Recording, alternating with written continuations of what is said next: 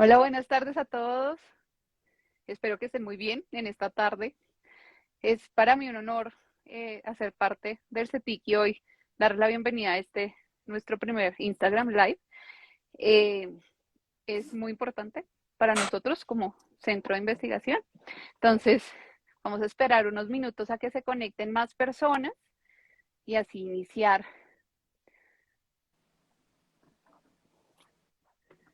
Hola, buenas tardes, Paola. ¿Cómo estás? Hola, doctora, ¿cómo ¿Cómo va? va? Bien. ¿Se oye bien? Perfecto, perfecto. Ok, perfecto. Bueno, un placer estar por acá, pues para saludar a los pacientes a los pacientes y a todas las personas interesadas en el tema de leucemia mieloide crónica, que es un tema muy importante para nosotros. Demos unos minuticos a que se conecte la gente y ya. Y iniciamos.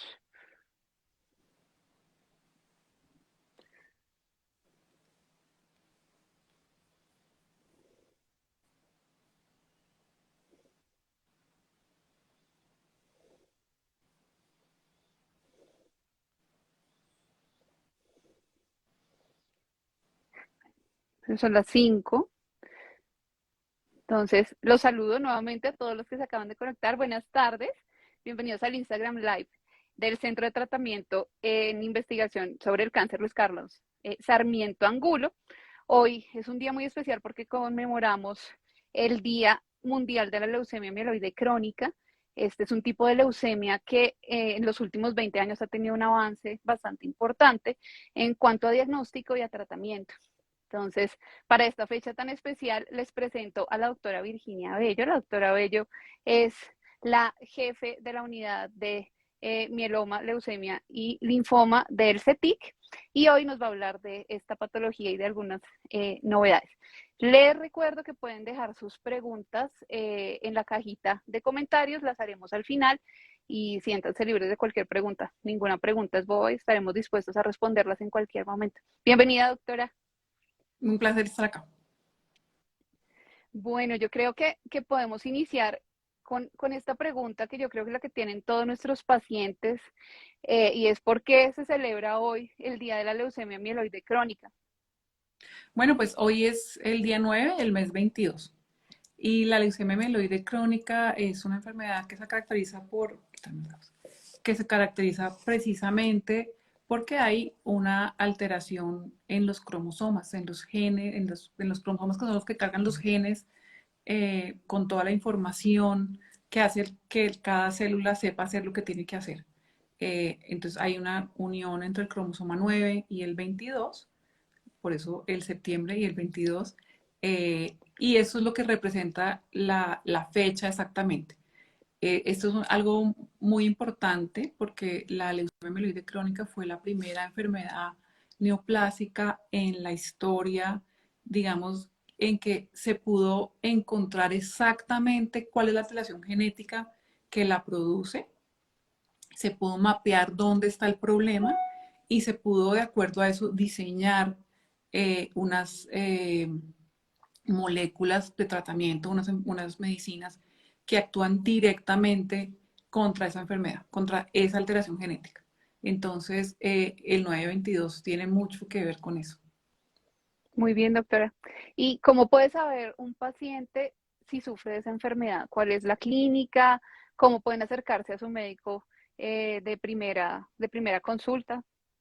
Bueno, hoy en día, afortunadamente, la mayoría de pacientes con leucemia mieloide crónica se diagnostican asintomáticos porque hacemos de rutina cuadros hemáticos o exámenes de sangre que nos permiten detectar qué tantas células hay en la sangre, digamos, lo que llamamos las células blancas, los leucocitos. Entonces, la mayoría de los pacientes van a estar asintomáticos con un cuadro hemático que muestra el aumento significativo de los leucocitos. Eh, Cuando no se diagnostica por el cuadro hemático, los pacientes tienen en realidad síntomas que son muy difíciles de distinguir de otras enfermedades, cansancio, de pronto pérdida de peso, algo de peso en el abdomen porque se crece el vaso y el hígado, entonces se siente como una sensación de peso en el abdomen. Algunos pacientes incluso pueden tener como la sensación de una masa del lado, sobre todo del lado izquierdo, que es donde está el vaso, palidez, fiebre, pero la mayoría de los pacientes afortunadamente hoy en día se diagnostican como dije asintomáticos. Por eso es que es importante que recordemos que tenemos que estar haciendo unos chequeos médicos. O sea, el chequeo médico rutinario sí logra detectar enfermedades temprano y entre más temprano, pues desde luego mejor para el pronóstico. Perfecto, doctora. Y respecto a la clínica y demás, ¿qué tratamiento tienen los pacientes? O algo antes que eso, yo creo que antes que pasar esa pregunta es, cuando estamos en consulta muchas veces nos enfrentamos a en qué estadio estoy, está muy avanzado, me hizo metástasis, que es lo primero que nos dicen los pacientes cuando se les dice la palabra cáncer o tipo de cáncer. Entonces, ¿cómo explicar un poco esto de las etapas antes de entrar al tratamiento? Claro. Esta es una enfermedad bien distinta, aunque es un cáncer, la leucemia, para empezar por ahí, la leucemia es un tipo de cáncer de la sangre, ¿cierto? Porque eh, cuando hablan de leucemia la gente se confunde un poquito, ¿es cáncer, no es cáncer? Claro, claro, es un cáncer, pero como en todos los tipos de cáncer, las células que están anormales, digamos, lo que sucede es que hay, digamos, un cambio genético que hace que las células no sepan cómo comportarse. En este caso, las células que se cambian son las células de la sangre, los glóbulos blancos. Entonces, lo que sucede ahí es que como los glóbulos blancos viven por todo el cuerpo, están constantemente, digamos que recorriendo todo nuestro cuerpo, no hay tal, digamos, el término de metástasis que se me fue para algún lado, no se me fue, sino que hablamos un poco más de qué tanto estas células están maduras o están inmaduras. Entre más inmaduras estén las células y más distintas sean de las células normales que recorren nuestro cuerpo, es peor. Cuando las células inmaduras se llaman blastos, entonces cuando se van acumulando blastos, entonces eso hace que tengamos lo que llamamos una fase blástica, que es a lo que le tenemos pavor. Todo el tratamiento de la leucemia mieloide crónica busca evitar que el paciente llegue a esa fase donde están acumulándose los blastos, donde tenemos más de 20% de blastos, porque en esa fase el riesgo de morir es muy alto. Entonces todo el tratamiento, digamos, se destina a eso. Las fases de la enfermedad, la mayoría de pacientes, digamos, en nuestros estudios y en el mundo entero, 90% de la gente se diagnostica en fase crónica. ¿Eso qué quiere decir? Que uno tiene los leucocitos altos, que tiene de pronto el vaso grande, que tiene de pronto malestar general, la anemia un poquito, pero en general puede vivir una vida relativamente normal y no tiene un acúmulo muy grande de blastos, o sea, no tiene más de 20% de estas células inmaduras. En la medida en que la enfermedad no se tratara, digamos que no tuviéramos ningún tratamiento, eventualmente las células inmaduras van aumentando y aumentando hasta llegar a un punto en que uno tenga más del 20% y eso se llama una fase blástica, que se parece mucho a una leucemia aguda, que sin tratamiento es altamente mortal. Y en la mitad de las dos está como la transición, que es la fase acelerada, cuando estamos pasando de una fase a la otra. Perfecto, doctora. Otra de las preguntas que yo creo que le han hecho también en la consulta es, ¿qué me produjo esto? ¿Hay algún factor que me haya ayudado a que esto? O la otra que va muy asociada también es, ¿se lo voy a pasar a mis hijos? Ujú. Bueno, muy buenas preguntas las dos, porque cuando hablamos de genes, la gente se confunde entre genético y congénito. ¿Sí? Esto es una alteración genética que ocurre en una célula que ya es de uno, no es que uno lo heredó de alguien, sino que todo nuestro cuerpo constantemente está produciendo células y para producir células lo que necesitamos es pasar las células, digamos, toda la información genética de una célula a su célula hija. Cuando se pasa la información genética de la célula a célula hija, queda algo anormal. Ese anormal es lo que dije al principio y como hay gente que se está conectando apenas, vuelvo a repetir, y discúlpenme los que estaban, que les van a oír otra explicación, y es que en el paso de la información genética de una célula a la otra, el cromosoma 9 y el cromosoma 22 se pegan, un pedacito de uno y del otro, y se forma un cromosoma que se llama Filadelfia, que es la unión del cromosoma 9 con 22. Eso es un evento, digamos, es un accidente de la naturaleza en una célula que ya está madura, que ya está hecha. No es algo que alguien heredó de su papá o de su mamá. Y por lo tanto tampoco es algo que va a heredar a sus hijos, es algo que se adquiere. Es una alteración genética que es adquirida. Y no se sabe por qué se produce. Como la mayoría de los cánceres, parece haber algunos factores ambientales, pero en este específico no hay nada que la gente pueda hacer para evitarlo. Es posible que en unos años estemos diciendo, no, mire, la doctora Virginia dijo mentiras, se descubrió que eso le da tal cosa. Pero por ahora no se ha descubierto, y se ha estudiado mucho de esto, alguna cosa que uno pueda hacer para evitarlo. No da por fumar, o por ser obeso, o por no correr, o por haber sido malo en la vida, nada. Es un accidente en la naturaleza y así pues hay que verlo, no es por nada que uno haya hecho. No se contagia tampoco, que es otra pregunta que la gente se hace. Hay veces no se atreven a hacerlos en vivo y en directo, pero se preguntan, ¿será que yo se lo voy a pegar al vecino, a mi familia? Si tengo relaciones, de pronto se lo va a pegar a mi pareja. Esto no se pega, no se contagia tampoco de ninguna otra forma y no hay nada que uno pueda hacer para evitarlo. Perfecto, doctora. Y sobre los datos en Colombia, ¿qué informaciones tenemos? ¿Es una enfermedad que se diagnostique frecuentemente? ¿Cómo son los datos que tiene usted de Colombia? Bueno, no es una enfermedad, digamos, no es de las enfermedades más comunes. Eh, Realmente, dentro de las enfermedades que se diagnostican, primero tengo que decir que en Colombia la información que tenemos pues es limitada, no tenemos una información fidedigna. La mejor información en cuanto a la incidencia de este tipo de cáncer o todos los tipos de cáncer la recoge la cuenta de alto costo. La cuenta de alto costo es una entidad pues mixta que reúne la información que reportan las EPS, pero no está toda la información. Entonces muchas veces hay un subregistro, no es tan, digamos, fidedigna la información. Y aparte de esto, la leucemia mieloide crónica no está entre las enfermedades priorizadas. Es decir, que la información que tenemos no es la mejor. Sin embargo, más o menos, digamos, el año pasado se estima que se diagnosticaron 150 casos nuevos en el país. En realidad estimamos que debe ser alrededor de 250, un poco más. También hay unos estimativos, digamos, mundiales sobre cuál es la frecuencia en el mundo, pero más o menos ese es entre 150 y 250 al año en Colombia. Y digamos que en este momento se estima, digamos, por la cuenta de alto costo, que hay más de 3.000 pacientes sufriendo de la enfermedad. De nuevo, los datos de la cuenta de alto costo nos dan un poquito de subregistro. Creemos que deben ser alrededor de 6.000, 5.000, 6.000 pacientes viviendo con esta enfermedad en el país. Ok, perfecto, doctora. Ahora sí entremos a tratamiento. ¿Qué opciones de tratamiento hay ahora en el país?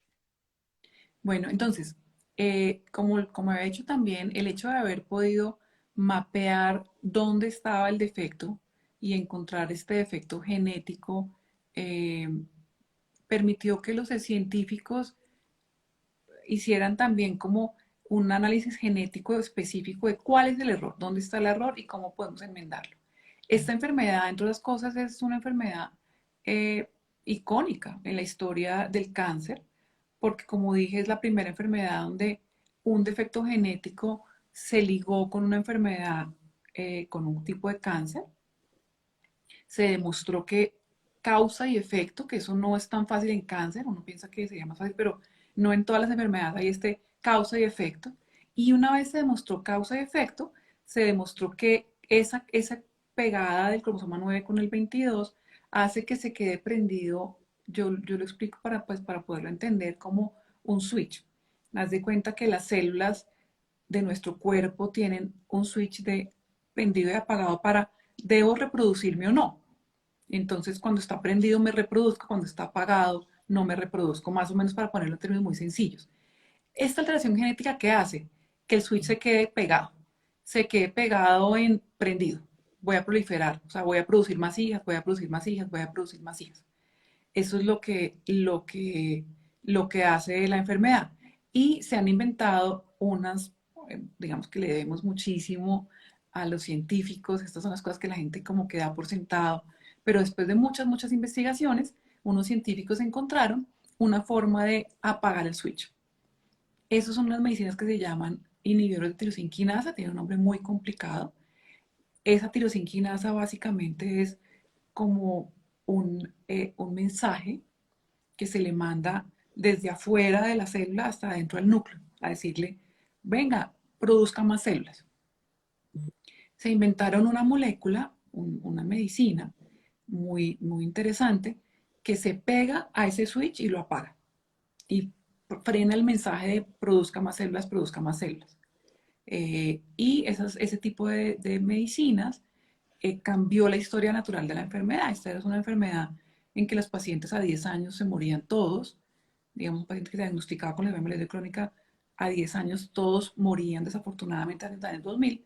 Desde el año 2000, estas medicinas hacen que la gente tenga una vida completamente normal.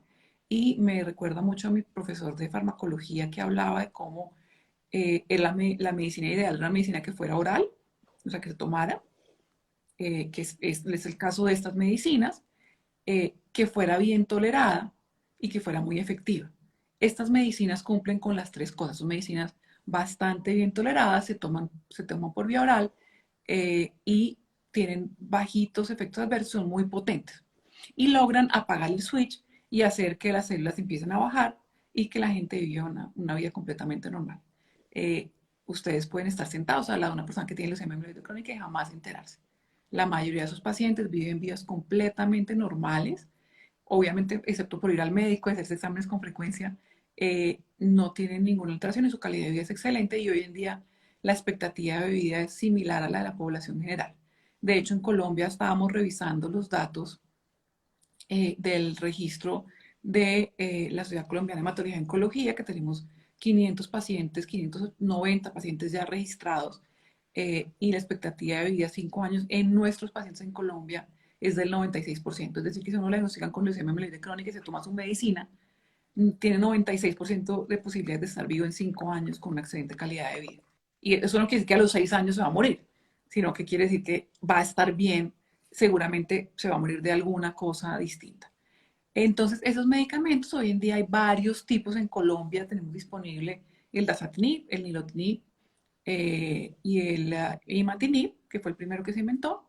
Esos se usan para la primera línea, es decir, la primera vez que se diagnostica, y para cuando estos fallan también se puede usar de nuevo el dasatinib, si uno usa imatinib primero, el dasatinib, y están el ponatinib y el bosutinib también. Estos son los medicamentos que tenemos actualmente disponibles en el país, que son prácticamente los que están en todo el mundo. En el mundo se está ahora, digamos, autorizando alguna otra molécula, pero eso es lo que está muy difundido en el mundo, estamos bastante bien. Alguien estaba Perfecto, preguntando ahí de los efectos adversos y voy a echar la cuña de una vez, me porque parece perfecto. que lo preguntaron.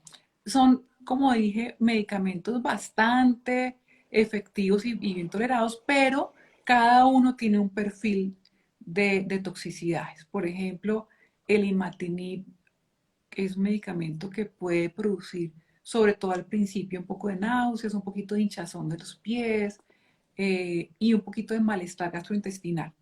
Pero con el tiempo la gente se va acostumbrando. Es de los medicamentos de los tres en los que menos efectos tienen, pero también es un poquitín menos potente, digamos.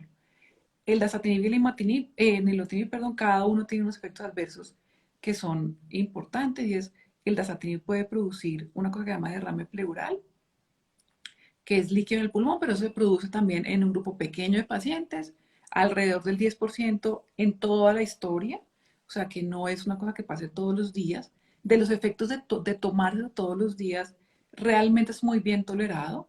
Y el nilotinib hay que tener, digamos, la precaución de que puede alterar un poquito el control del azúcar para los pacientes diabéticos y aumentar un poquito el riesgo de eventos cardiovasculares, como infartos y cosas de esas, cuando no se controlan bien. No es que el medicamento solo, pero si uno junta nilotinib con diabetes, hipertensión, obesidad y todo lo demás, sí aumenta un poquito el riesgo de eventos cardiovasculares. En general, como digo, son medicamentos bastante bien tolerados y fáciles de tomar.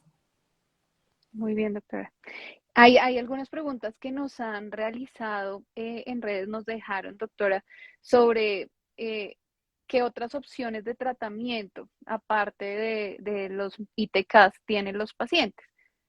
Pues en realidad solamente tenemos como alternativas efectivas los ITKs y la otra opción es el trasplante.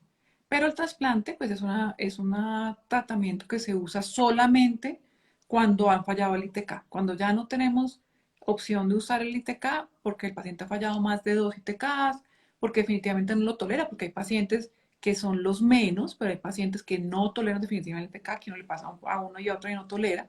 La gente muy joven, los que han diagnosticado, o los que se han diagnosticado en fases aceleradas o blásticas, son pacientes que uno sabe que van a ir mal y que deberían trasplantarse, pero esos son la minoría. Muy bien. Hay otra pregunta que nos acaban de hacer.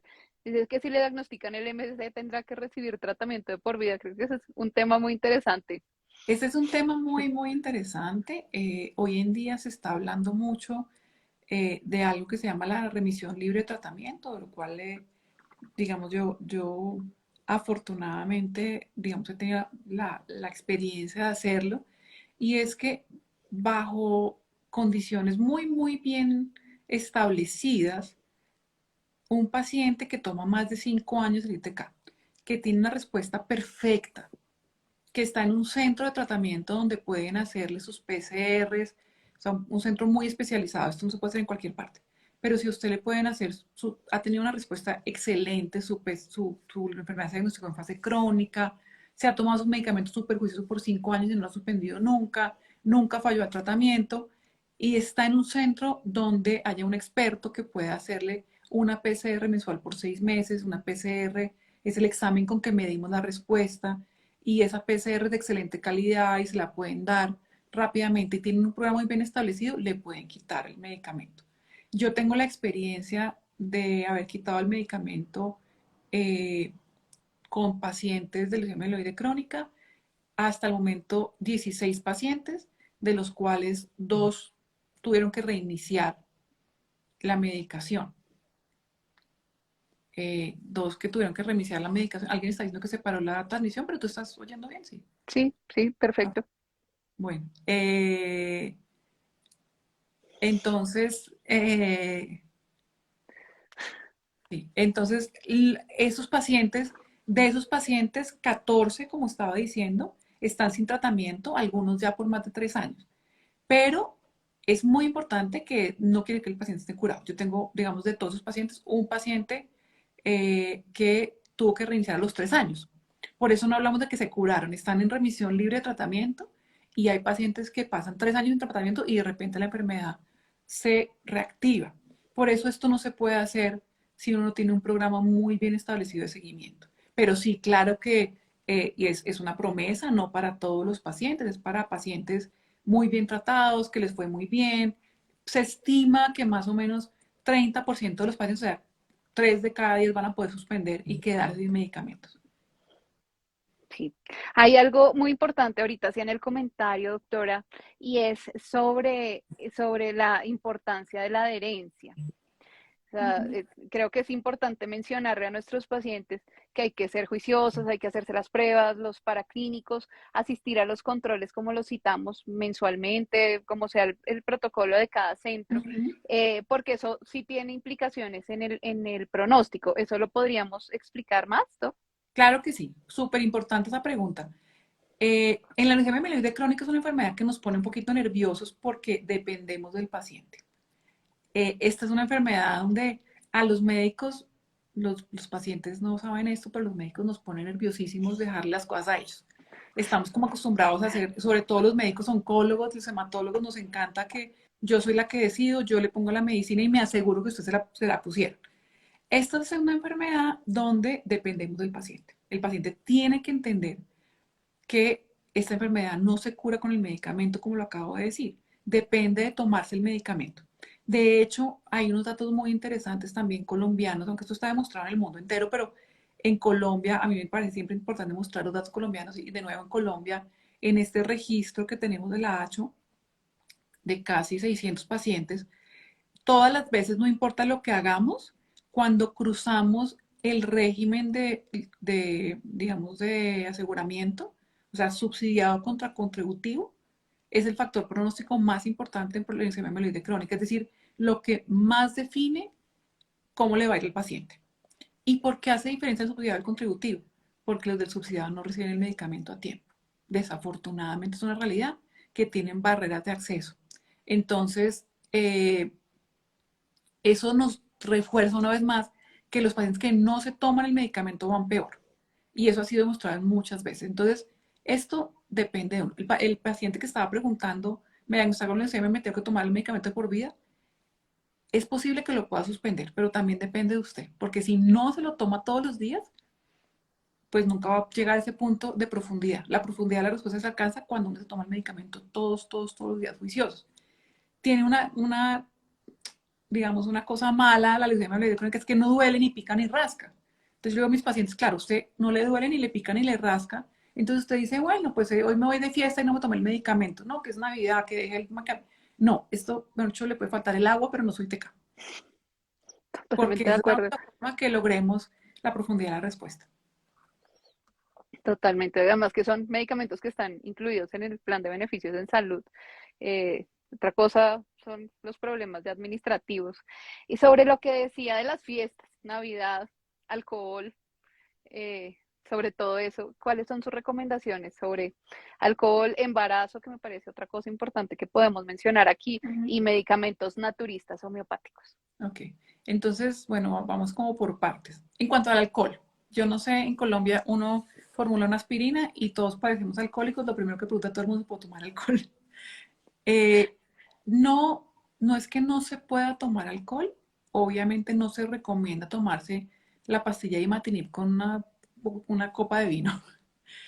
El alcohol como todo, yo sé que hay muchas esposas esperando que yo diga, no, está prohibidísimo, no puede volver a tomarse nunca no alcohol, pero no, no está prohibido, solo que no hay que tomarlo con el medicamento y desde luego manejarlo con moderación. En cuanto al embarazo, ese sí es un no. Desafortunadamente los pacientes o las pacientes, incluso los hombres que están tomando ITCAS, y eso hay que tenerlo en cuenta, no deberían embarazarse, deben ser muy juiciosos con tu anticoncepción.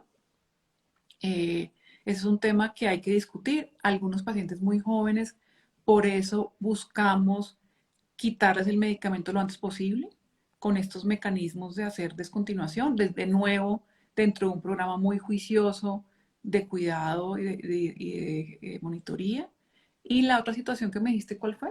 Ya me olvidó, embarazo. Los medicamentos naturistas y Ah, bueno, homeopáticos. y los medicamentos homeopáticos sí es muy importante suspenderlos. Esos medicamentos tienen interacciones que no conocemos bien, mecanismos de acción que no están muy bien estudiados y las interacciones entre ellas y los medicamentos de los que usamos nosotros específicamente con los ITKs hacen que pueda tener o más toxicidad o menos absorción. También recordar, aunque es raro, pero el jugo de toronja, por ejemplo, no debería tomarse. Todos estos medicamentos tienen alteración, tienen afectación, digamos, aumenta la absorción cuando se toman con jugo de toronja, o jugo de uva. En Colombia eso no se toma mucho, pero igual no está de más decirlo. Hay una pregunta que nos hacen, Doc, que está en relación con esto de tratamiento, que dice, nos habla sobre el desabastecimiento. Dice, en Colombia han hablado de desabastecimiento de medicamentos. Pregunta si los ITCs están en estos medicamentos desabastecidos. No, los ITKs no hacen parte del grupo desabastecido, afortunadamente, hubo